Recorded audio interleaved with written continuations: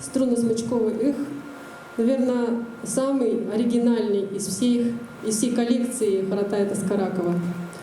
Это их с корпусом из черепа лошади. По-моему, Харатай его где-то в деревне своей родной обнаружил. Либо приобрел, вот точно не помню. Харатай, скажи, пожалуйста, где ты его нашел?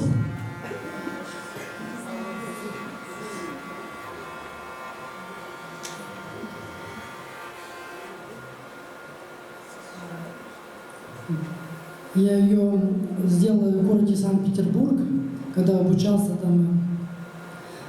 Я хотел его сделать давно, так как материал трудно найти было. И вот когда Петр Яковлевич ходил в мастерскую, все об этом думал, как же сделать и осуществить легенду. Вот когда в Питере учился, на втором курсе, по обстоятельствам, не нашли эту голову.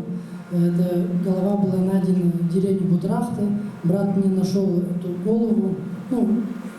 Потом он сказал, что эта лошадь застряла в болоте, и она там сгнила. Он меня завернул и отправил в Санкт-Петербург.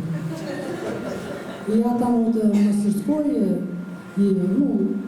обработал и сделал инструмент. Это в городе Санкт-Петербурге рожденный, основанный по легенде, так как я слышал.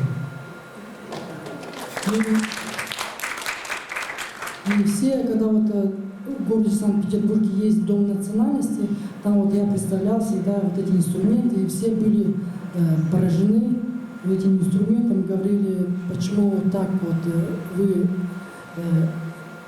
относитесь, лошадь должно быть погребено, некоторые говорили. Я говорю, у нас костями играют, брал хасх и кидал, и хасх начинал играть. Людям показывал. То, что у нас это естественно, нормально, для них это было чуть-чуть необычно.